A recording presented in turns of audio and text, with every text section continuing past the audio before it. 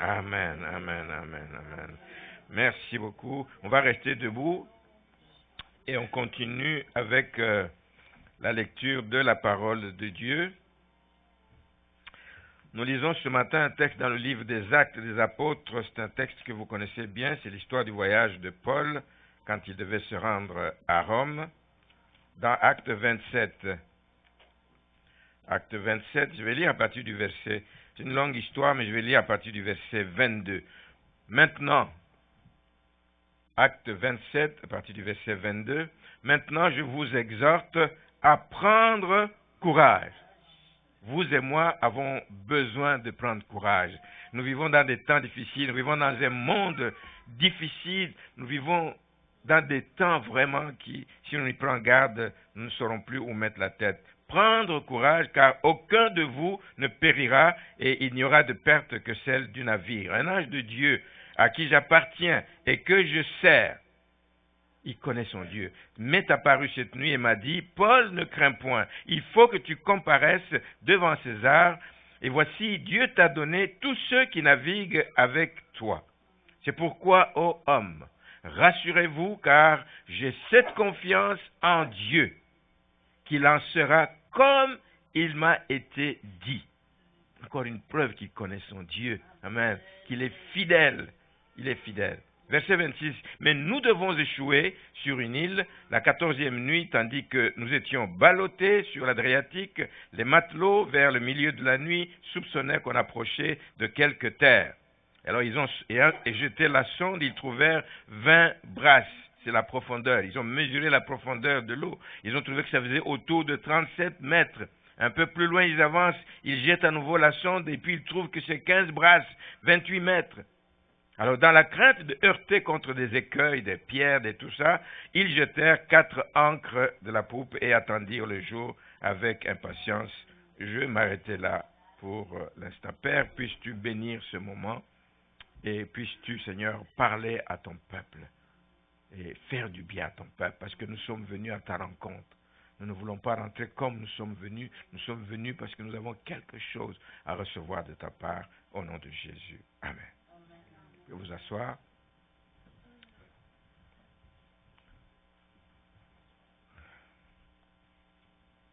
La fin de l'année arrive à grands pas.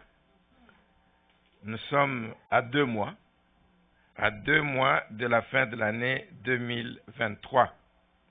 Et j'aimerais juste prendre ce temps aujourd'hui pour vous encourager, vous apporter vraiment des encouragements parce que je sais que chacun a vécu cette année à sa manière. Il y en a qui se disent, encore une année qui va passer.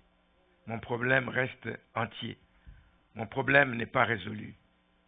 D'autres vont peut-être dire, Dieu m'a oublié. D'autres vont peut-être dire, est-ce que c'est moi qui ne prie pas comme il faut? C'est rien de tout ça. Je vais juste vous encourager, vous dire des paroles ce matin que Dieu ne vous a pas oublié. Amen. Dieu ne vous a pas oublié. Son amour pour vous ne faiblit pas. Son amour ne faiblit pas. Parce que vous traversez une épreuve, c'est comme s'il était incapable de vous en sortir. C'est pas vrai. L'amour de Dieu ne faiblit pas lorsque vous traversez une épreuve. Il vous aime autant que quand vous étiez bien. Il vous aime autant. L'amour de Dieu ne diminue pas. L'amour de Dieu ne vous quitte pas parce que la tempête vient faire rage dans votre vie à un moment donné. C'est ça qui arrive. Des gens croient que non. Qu'est-ce que j'ai fait de mal? On se pose mille et une questions. Et des fois, on a tendance à dire que Dieu est absent de ma vie. Dieu n'est pas absent de ta vie. Si tu l'as appelé comme Seigneur et Sauveur, il est venu faire de toi, de ton cœur, sa demeure. Il est dans ta vie, c'est lui qui dirige ta vie. Frères et sœurs, ne mettez jamais l'amour de Dieu en doute. Jamais, jamais. L'amour de Dieu est entier pour vous. Quel que soit ce que vous vivez comme situation, croyez que la parole de Dieu est vraie. Elle est vraie. Quand nous la lisons, quand nous la méditons, il ne faut pas imaginer que c'est Paul qui a écrit, c'est Pierre qui a écrit, c'est sous l'inspiration du Saint-Esprit qu'ils ont écrit. Donc c'est Dieu qui nous parle au travers de la parole de Dieu. Quand il est dit dans Romains 8, 28, nous savons du reste que toute chose chacun va comprendre toutes choses comme il veut. Mais toutes choses concourent au bien de ceux qui aiment Dieu, de ceux qui sont appelés selon son dessein. Nous ne sommes pas venus à Dieu par nous-mêmes. Il nous a appelés. C'est lui qui est venu nous chercher. C'est son Saint-Esprit qui est venu nous convaincre de péché et que nous puissions mettre notre vie en ordre et venir au Seigneur. Donc, toutes ces choses peuvent être des choses agréables. On aimerait que ce soit toujours des choses agréables, mais c'est aussi des choses qui sont parfois désagréables. J'aimerais vous dire autre chose ce matin. Je vais vous dire que vous n'êtes pas sur terre par hasard. Il y a des gens qui s'imaginent, ils disent, c'est par accident que je suis né. Vous n'êtes pas sur terre par hasard.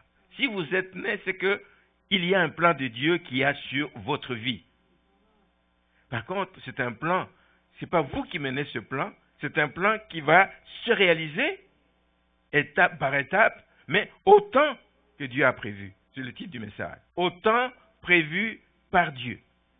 Autant prévu par Dieu. Que toi et moi, nous ne connaissons pas, mais que lui connaît. Alors nous avons intérêt à lui faire confiance. Nous avons besoin de nous attendre à lui. C'est à ce moment-là que, quand des choses arrivent, quand des choses se produisent dans notre vie, que nous réalisons combien Dieu est tout-puissant. Combien Dieu est souverain. Combien Dieu est capable de déplacer des tas de situations qui nous créent des problèmes.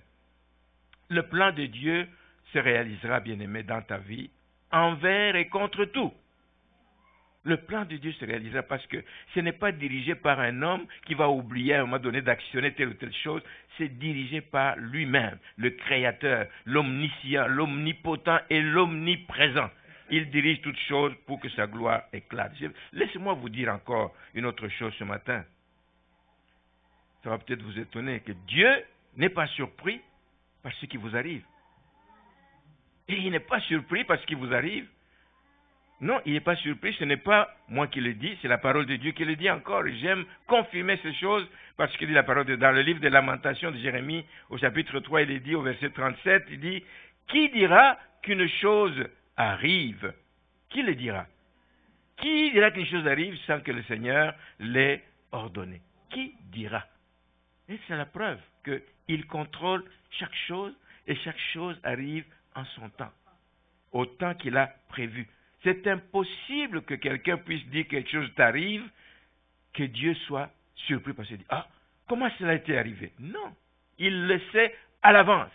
Il sait ce qui va arriver à l'avance, c'est impossible, rien n'échappe à son contrôle, etc. Et il est donc en contrôle de tout. Mais par contre, ce que nous devons savoir, c'est que même s'il connaît toutes choses, même s'il contrôle toutes choses, mais notre Dieu n'est pas un dictateur. Non, non, non, non. Dieu veut que nous puissions collaborer avec lui pour mener les choses. Il le sait à l'avance, quelle va être notre réaction face à telle ou telle situation. Il veut que nous puissions collaborer avec lui. Il ne viendra pas s'imposer dans notre vie. Il veut que nous puissions avoir un esprit qui travaille avec lui. Et Dieu veut travailler avec ceux qu'il aime. Dieu veut travailler avec ceux qui se soumettent à sa volonté. Dieu veut travailler avec ceux qui acceptent la main d'association qu'il nous tend. Il cherche des ouvriers pour cette église, mais il va travailler avec ceux qui le veulent. Il ne viendra jamais tordre la main à quelqu'un. Moi non plus, je n'aime pas tordre la main à quelqu'un, même si je le fais des fois, mais je n'aime pas. Hein? Je n'aime pas. J'aime que ça vienne, quand ça vient du fond du cœur, on le fait avec beaucoup, beaucoup de joie. Donc, Dieu travaille avec ceux qui donc, acceptent sa main d'association. J'aimerais aussi vous dire, et vous devez le savoir, que Dieu n'est jamais en retard. Il n'est jamais en retard, bien-aimé. Il fait toutes choses bonnes en son temps, parce qu'il est maître, nous l'avons dit, des temps et des circonstances. Alors souvent, nous croyons que ça presse que j'ai ceci, ça presse que je me marie, ça presse, et tu tombes dans les bras de n'importe qui. Ça presse que j'ai une maison et tu es prêt à toutes sortes de combines. Ça presse que j'ai un emploi, tu es prêt à soudoyer quelqu'un pour que je puisse donner une place. Ça presse que. Ça ne doit pas presser. En son temps, Dieu fait toutes choses bonnes. Toutes choses bonnes. Il est maître des temps et des circonstances. Ce que nous avons à faire, c'est de lui soumettre nos besoins. C'est de lui présenter nos besoins et d'attendre son intervention. Alors ne cherchons pas à trouver. Il y a une histoire triste, connue aussi, que vous savez, de chercher à trouver des solutions par nous-mêmes. Lorsque nous sommes pressés par le temps, nous sommes pressés par des problèmes. Et nous commettons des erreurs qui deviennent fatales. Je ne vais pas lire, je voulais vraiment lire un long texte, c'est dans le livre de Samuel, 1 Samuel, au chapitre 13, à partir du verset 5 et suivant. C'est un épisode malheureux qui est arrivé dans la vie de Saül et qui lui a coûté cher.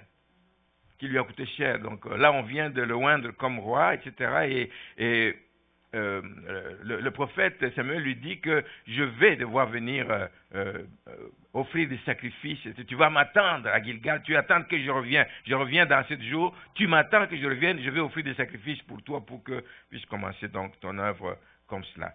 Mais il s'est fait que Israël était en guerre contre les Philistins et les Philistins menaçaient. Et toi, tu es à la tête d'un peuple et tu vois que le peuple commence à grogner et tout, commence à gronder.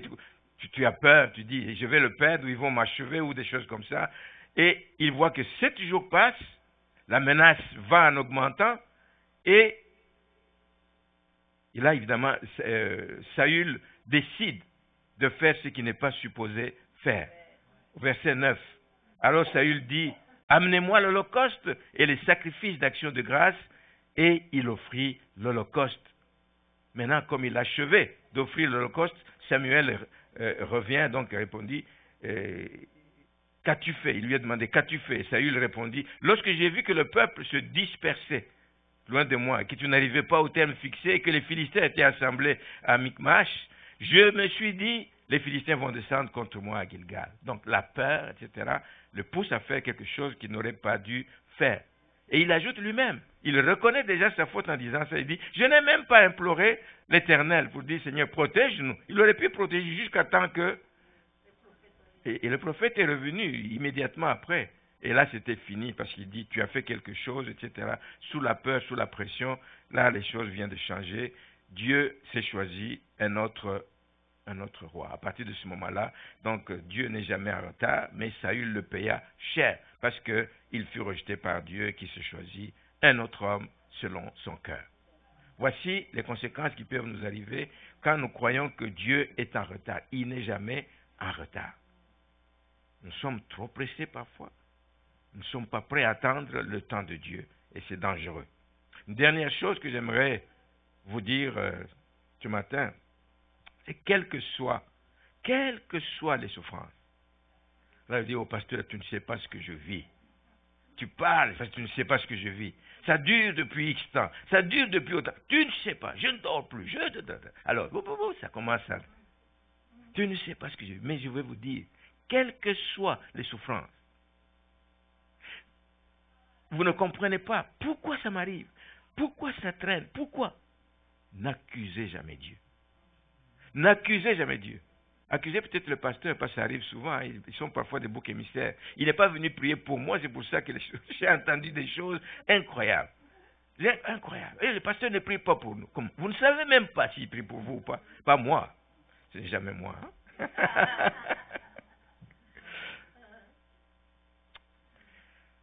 N'accusez jamais Dieu. Ne faites pas de procès à Dieu.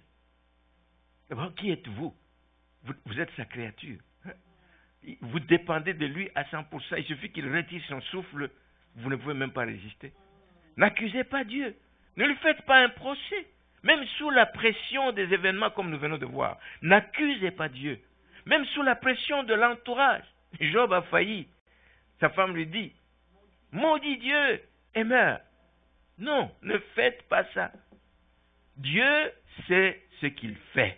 Dieu sait ce qui se passe et il sait pourquoi ça se passe ainsi dans ta vie. Et même si tu ne le comprends pas tout de suite, peut-être par sa grâce un jour, tu comprendras pourquoi. La Bible dit dans Ésaïe 55, c'est Dieu qui parle encore, car mes pensées ne sont pas vos pensées. Vos pensées disent que ça dure depuis longtemps, ça aurait dû s'arrêter. Mes pensées ne sont pas vos pensées. Parce que lui, il sait que même si ça continue dans la vie de cette personne, moi, je connais sa limite. Je sais la capacité que je lui ai donnée pour pouvoir résister jusqu'au bout. Dieu le sait. Mes pensées ne sont pas vos pensées, vos voix ne sont pas mes voix, dit l'Éternel. Autant les cieux sont élevés au-dessus de la terre, autant mes voix sont élevées au-dessus de vos voix, et mes pensées au-dessus de vos pensées. Maintenant, ce que je viens de dire, est-ce que je suis en train de demander quelque chose qui est impossible? Pas du tout. Parce que l'histoire de la Bible nous montre des personnes qui ont vécu des situations difficiles, qui les ont endurées, malgré toutes les menaces qu'ils ont subies, etc. Et ils nous ont laissé de bons exemples. Comme quoi, on peut tenir ferme, mais on peut tenir jusqu'au bout, en se confiant à la grâce de Dieu. Donc, il y a des gens qui ont souffert terriblement. J'aimerais vous partager rapidement 3 exemples ce matin. Le premier exemple, c'est dans le livre de Genèse. On ne va pas tout lire, c'est une longue histoire qui parle de Genèse 37 jusqu'à Genèse 50. Vous avez compris, c'est l'histoire de Joseph. Un jeune homme à qui Dieu a montré dans un rêve ce qu'il allait accomplir pour lui. Il a compris qu'il y avait une élévation qui l'attendait dans sa vie, etc. Mais Dieu n'a jamais précisé ni comment ça allait arriver, ni quand ça allait arriver. Dieu a juste montré, voici ce que je te réserve. Dans mon plan, voici ce qui va se passer dans ta vie, etc. Mais quand on regarde, et quand lui regardait les événements qui se déroulaient dans sa vie, tout allait dans le sens inverse. Tout allait en sens inverse. C'était le contraire de ce qu'il aurait pu attendre. C'est le contraire de ce qu'il a vu en rêve. Ça pouvait le décourager. Ça pouvait décourager Joseph. Il aurait pu dire, ah non, c'est ça, je vais me suicider. C'est comme ça aujourd'hui. Hein. Moindre histoire, il dit, ah non, moi, la vie ne vaut pas la peine, je me suicide. Non, non, non. Joseph a continué le chemin. Il a fait confiance à Dieu. Tout allait mal. Et du côté de sa famille, qui le jalousait, etc., ils ont même comploté pour le faire mourir. Dans 37, verset 24, ils ont comploté de le faire mourir. Ils l'ont jeté dans une citerne. Mais Dieu n'a pas permis que Joseph meure parce qu'il y avait un plan pour la vie de Joseph. Quand est-ce que ça allait arriver? On ne sait pas. Mais il n'a pas permis que cette histoire-là lui fasse mal. Les frères l'ont sorti, ils ont fini par le vendre et il s'est retrouvé comme ça, comme esclave en Égypte, dans la maison de Potiphar. Peut-être qu'il a vu, il dit, ah, ben, je suis esclave, mais regarde, cet homme, Potiphar, qui est bien placé auprès de Pharaon, il m'a donné des responsabilités. Il me donne de gérer toute sa maison. La seule chose à laquelle je ne dois pas toucher, c'est sa femme. Mais je gère sa maison, c'est une marque de confiance. Il peut se dire, oh, ça commence à venir. Ça commence à venir. Oui, ça commence à venir, mais ce n'est pas encore là.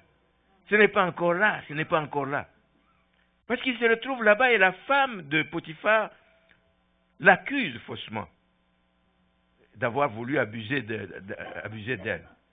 Quand la femme de Potiphar parle, et c'est d'ailleurs arrangé pour qu'il n'y ait pas de témoins, quand les choses se sont passées, pour que les témoins pouvaient plaider la cause de Joseph, mais on l'a accusé auprès du mari. Le mari dit, jetez-les en prison.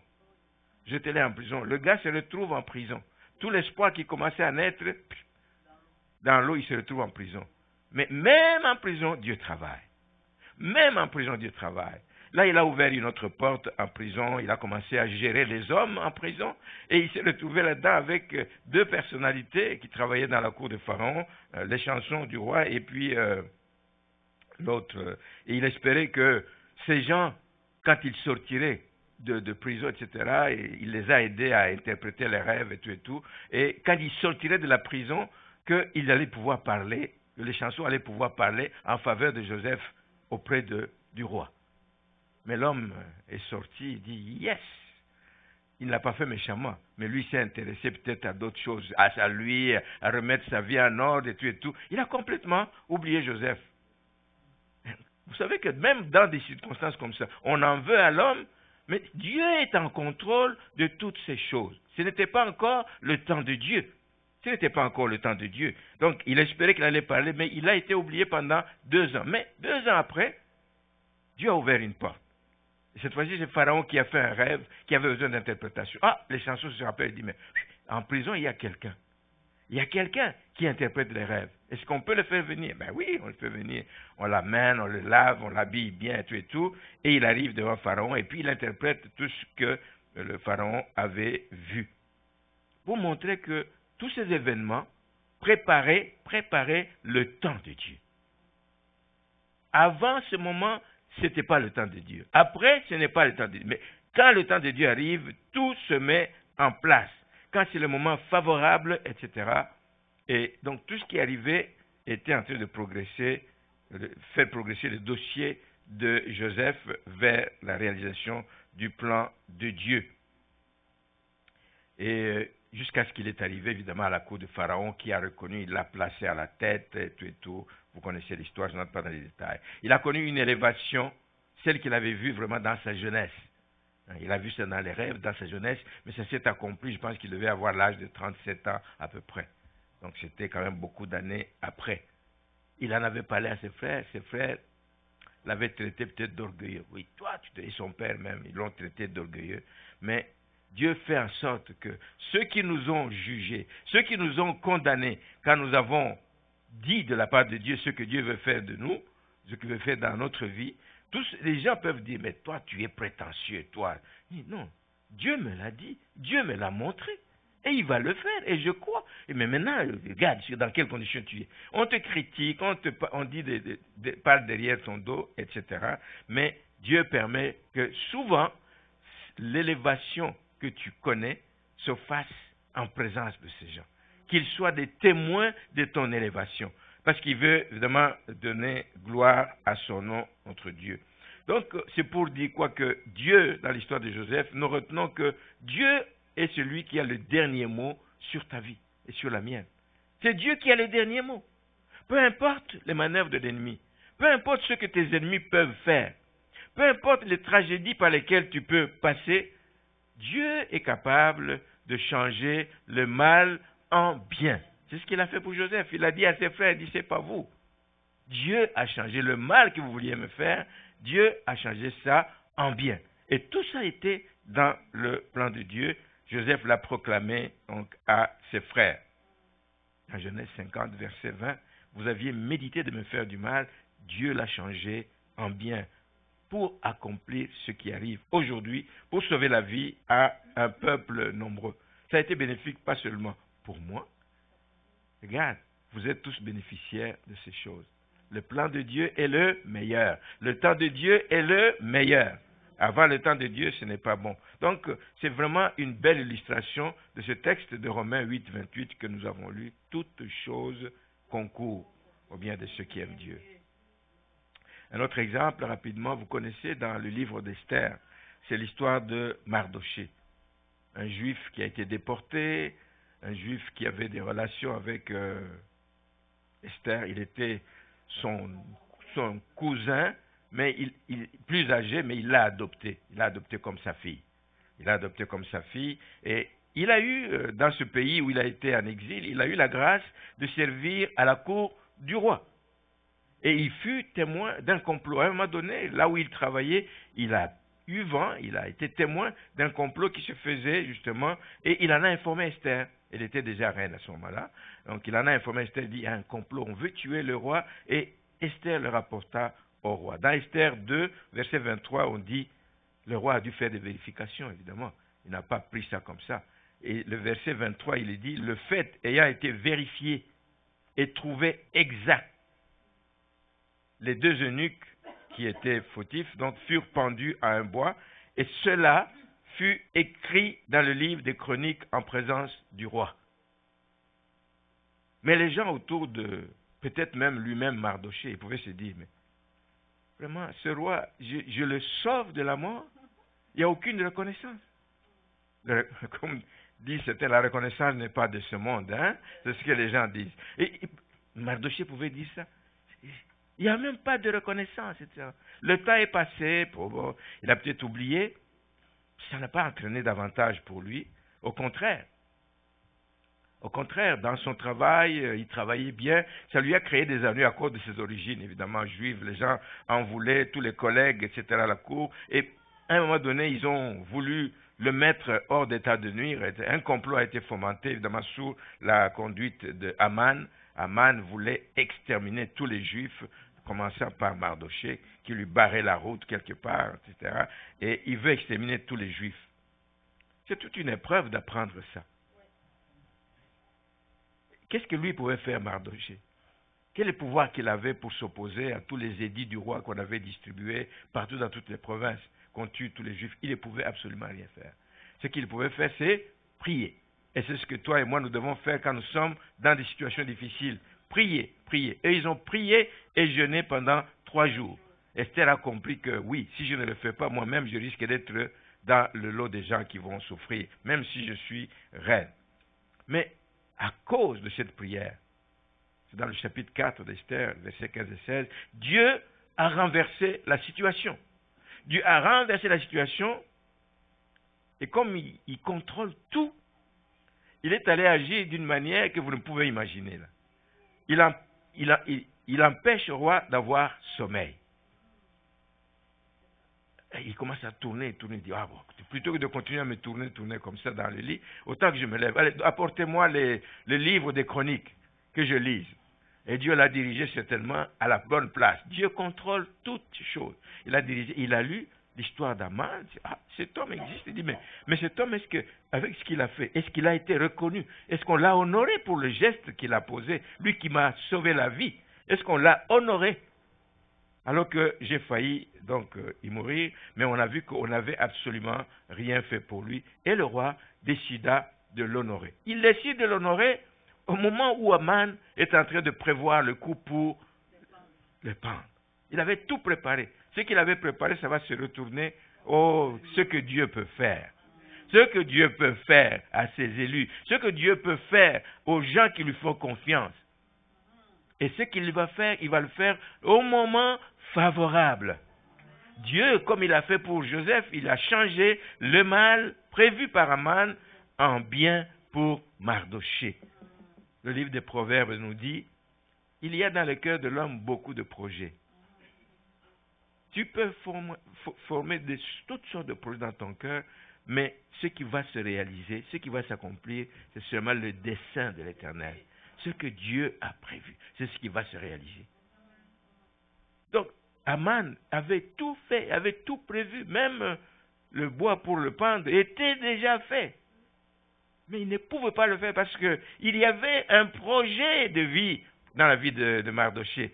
Et pour toi et moi, il y a un projet de vie que Dieu a. Et personne ne peut s'y opposer. Personne. Ni ton chef, ni le voisin, ni les sorciers, ni les magiciens ne peuvent s'opposer au plan de Dieu sur ta vie. Si ça vous encourage, bien-aimés, la seule chose que nous devons faire, c'est justement garder les yeux fixés sur Jésus-Christ.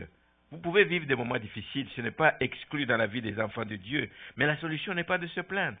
La solution n'est pas de croire que Dieu vous a abandonné, mais c'est prier et demeurer dans une attente ferme de l'intervention divine.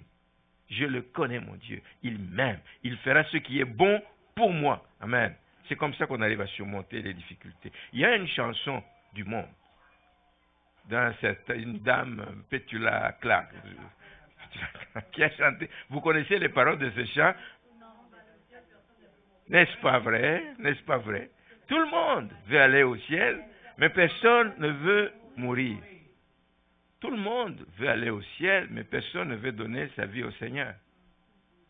Tout le monde veut voir un miracle dans sa vie, mais personne ne veut vivre des situations qui nécessitent un miracle. Bien-aimés, ne considérez pas ça comme une malédiction des fois. Quand il y a des choses difficiles qui vous arrivent, dites-vous simplement que le Seigneur est en contrôle. Le Seigneur vient à mon secours, vient à mon secours. Les problèmes feront partie de la vie ici-bas. Ils sont inévitables. Les problèmes, quand ils arrivent, il faut s'attendre à Dieu. Gardez les yeux, nous l'avons chanté. Gardez les yeux fixés sur lui. Pas sur le problème. Si tu fixes les yeux sur le problème, tu revois le problème, tu vas augmenter la peur. Mais fixe les yeux sur lui. Amen. Indépendamment et de la grosseur de ton problème et de la taille de celui-ci. Ésaïe 30, le verset 15. Car ainsi a parlé le Seigneur l'Éternel, le Saint d'Israël. Quand Dieu parle, il le réalise. Il dit ceci, c'est dans la tranquillité et le repos que sera votre salut. Pas en vous excitant. Dans la tranquillité, reposez-vous dans les mains de votre Sauveur. Amen. Reposez-vous dans ses bras d'amour. C'est dans la tranquillité que sera votre salut. C'est dans le calme et la confiance que sera votre force. Le contraire, ça va vous affaiblir. Vous passez la vie à vous plaindre. Vous passez la vie à pleurer. Vous passez la vie à croire que on ne s'occupe pas de vous. Mais il y a quelqu'un qui s'occupe de vous. Tournez-vous vers lui. Les hommes peuvent ne pas s'occuper de vous, mais lui il s'occupe de vous. C'est dans le calme. Mais souvent, on ne le veut pas. C'est la Bible qui le dit. Mais vous ne l'avez pas voulu. Alors moi, je vous dis ce matin que si vous le voulez, celui qui a fait cette promesse est capable de l'honorer. Il est capable. Il a tout ce qu'il faut. Amen. Parce qu'il est le Dieu tout-puissant, omnipotent. Il est celui qui peut faire, Éphésiens 3:20, infiniment au-delà de ce que tu penses. Au-delà. Infiniment au-delà. Il est celui qui peut faire concourir toutes les circonstances pour notre bien. Dernier exemple avec lequel je vais terminer, ça nous ramène à ce texte. Vous allez dire que pourquoi le pasteur a amené ce texte? Il n'a même pas fait allusion à ça. Le texte de Acte 27, c'est l'histoire de Paul. Je reviens avec ça. Ce que Dieu a fait aussi dans la vie de Paul. Nous en avons lu un extrait dans ce passage-là. Donc, le contexte, c'est que Paul doit se rendre à Rome pour aller comparaître devant César, mais pendant ce voyage, et malgré tous les avertissements qu'il avait donnés à l'équipage, une forte tempête est venue mettre ce voyage vraiment en péril. La tempête était si forte qu'ils ont dû alléger le navire. C'était un navire qui transportait pas juste Paul, mais c'était un navire qui transportait Paul, mais qui transportait aussi des marchandises pour aller livrer à Rome ou en cours de route. Ils ont dû alléger. Ils disent, si nous ne le faisons pas, nous allons couler. Ils jettent les marchandises. Imaginez les gens, ils vont fulminer là-bas, mais il faut sauver la vie. Hein. On a jeté les marchandises. Le vent continuait, la tempête était encore de plus belle. Mais ils ont dit, mais ça continue, qu'est-ce que nous faisons? Ils ont jeté les agrès. Les agrès, c'est tous les équipements qui les guident, qui les aident à les guider dans cette mer immense, etc. Les équipements qui sont utiles pour la navigation. Ils ont jeté ça aussi. Quand on en arrive là, c'est que le danger est vraiment réel. Ça veut dire qu'ils perdaient vraiment tout espoir. Ils ont dit non, essayons de sauver la vie et puis le reste, on verra. Mais Paul, de tout le personnel qui était, toutes les personnes qui étaient sur le bateau, Paul savait une chose. Parce que Paul connaissait son Dieu. Il savait ce que Dieu lui avait dit. Il dit, il va falloir que tu te rendes à Rome parce que tu vas aller. Déjà, il lui a dit à l'époque de sa conversion dans Acte 9, cet homme est un instrument puissant. Il va aller devant les grands de ce monde, il va parler pour moi devant les grands. Et Dieu lui avait dit qu'il allait se rendre à Rome. Et il s'est accroché à la promesse de Dieu. Avant ce voyage, le Seigneur lui était apparu une première fois quand il était en train d'être transféré vers Césarée et lui dit, prends courage, car il faut que tu te rendes témoigner à Rome. Il faut que tu te rendes. Il s'est accroché sur ça. La tempête, est-ce qu'elle était réelle? Oui. Est-ce que la tempête lui faisait peur? Oui. Mais il s'est accroché à la promesse. Je vais arriver à Rome. D'une manière ou d'une autre. Sur un râteau ou n'importe comment, mais je vais arriver à Rome. Je veux dire, je ne mourrai pas. Je ne mourrai pas. Mais pendant qu'il vivait cette tempête, Dieu a vu. Il a vu qu'il était secoué comme les autres, mais il a envoyé son ange. Et l'ange est venu encore réconforter une deuxième fois Paul en disant, ne crains point, dans Acte 27, 23, ne crains point, il faut que tu comparaisses devant César à Rome. Il savait que quelque chose allait se passer, quelque chose de bon. Et ce que je me dis, c'est que vous et moi, autant que toutes ces personnes que je viens d'énumérer, nous allons aussi connaître, si ce n'est pas encore arrivé dans votre vie, vous allez aussi connaître des moments où il y a des sortes de tempêtes, des vents contraires qui viennent dans votre vie, etc. Des choses qui viennent vous déstabiliser tellement, etc. Et comme Paul et ses compagnons ont connu dans ce voyage. Mais Paul a fait des choses. Il s'est accroché à la promesse de Dieu. Paul a fait ce qu'il pouvait faire comme humain. Il a averti l'équipage des dangers. Il a averti même l'équipage en disant que n'ayez pas peur, ne vous excitez pas, ne vous jetez pas à l'eau, n'essayez pas de vous sauver. L'ange de ce Dieu que je connais, que je sers, m'a dit. il m'a dit, je me tiens à cela, que personne ne va mourir. Il savait que celui qu'il envoyait à Rome n'allait pas l'abandonner, ni lui, ni ceux qui étaient avec lui. Mais sur quoi était basée sa confiance? Parce qu'il connaissait son Dieu. Il connaissait son Dieu. Il le connaissait dans d'autres circonstances, mais il savait que ce Dieu ne change pas. Ce Dieu est fidèle. Ce Dieu est bon. Ce Dieu est tout-puissant. Ce Dieu est capable. Il savait que c'est un Dieu qui agit.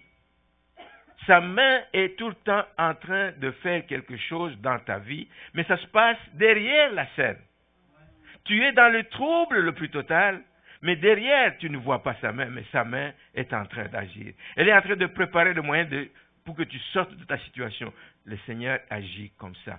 Et faisons-lui confiance. Même quand nous avons l'impression que la solution tarde à venir, faisons-lui confiance. Paul avait la foi que ce que Dieu promet, il est capable de le réaliser, même si nos yeux voient que des signes contraires. Paul était certain aussi qu'au plus fort de la tempête, Dieu, comme dit le psalmiste dans le psaume 46, Dieu demeure un refuge, un appui sûr. Quel que soit le type de tempête, il demeure un refuge et un appui sûr. Il est toujours un secours qui ne manque pas lorsqu'on est dans la détresse. Je vous ai dit que je voulais vous encourager et je continue et je termine avec ça. Pour vous dire que nous sommes en train de vivre, c'est peut-être le début d'une période de turbulence. Nous ne savons pas, l'histoire qui commence en Israël, comment ça va se poursuivre, jusqu'où ça va aller. Nous ne savons pas mesurer aujourd'hui quels vont être les impacts sur l'économie. Il y a des choses parfois contradictoires que moi je lis dans les informations. D'un côté, on dit il manque la main-d'œuvre. De l'autre côté, tu apprends qu'il y a des dizaines et des dizaines de sociétés qui sont en train de mettre à pied les gens.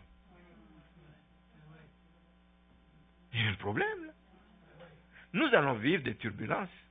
Sur le plan économique, nous ne savons pas. Avec, si la guerre embrase tout le Moyen-Orient là-bas, et avec le pétrole et tout, on ne sait pas. Je ne suis pas là pour faire peur, mais juste vous dire, préparons-nous, mais en mettant notre confiance en Dieu. Pas dans nos avoirs, pas dans le fait que, nous sommes dans un pays qui est en paix. Ne pensez pas que ça n'arrive qu'aux autres. Il y a des choses qui ont commencé à arriver loin, vous entendiez ça de loin, mais tranquillement, elles sont en train d'arriver ici aussi. Nous vivons des périodes de turbulence. La chose que je voudrais vous encourager à faire, c'est de bannir la crainte. Bannir la crainte. Parce que tu ne peux rien changer d'abord à la situation. Ta petite personne ne peut rien changer. Ce que tu peux faire, c'est prier. Et ce n'est pas toi qui vas changer. S'il y a des choses à changer, c'est Dieu qui va les changer. Bannissez la crainte. Mettez votre foi en action. Priez sans cesse. Bien-aimés, avertissez, comme je viens de vous parler de cette personne qui ne veut rien savoir de Christ. Avertissez les gens autour de vous. Paul a averti ceux qui voyageaient avec lui. Il dit, non, n'ayez pas peur, etc. Dieu m'a dit, il a averti pour qu'il sache que Dieu existe et qu'il voit que ce que Dieu a dit s'accomplit à un moment donné. Donc, avertissez les gens autour de vous. Le retour de Jésus est proche. Maranatha, disait notre sœur tout à l'heure. Il y a beaucoup de signes qui ne sont pas trompeurs. Alors, chaque fois que vous faites face à d'importants défis, levez les yeux vers Dieu. Levez les yeux vers Dieu. C'est de là que vous viendra le secours. Et ce secours viendra au temps de Dieu. Il viendra au moment opportun que Dieu a prévu. Comme il l'a fait pour Joseph, comme il l'a fait pour Mardoché, comme il l'a fait pour Paul. Il le fera pour vous aussi. Amen. Seigneur vous bénisse. On a besoin de ces encouragements. On a besoin de ces encouragements, bien aimés, parce que faut pas attendre qu'on soit complètement dans le trouble. Non. Il faut qu'on se prépare dès à présent. Amen. On va s'incliner et puis...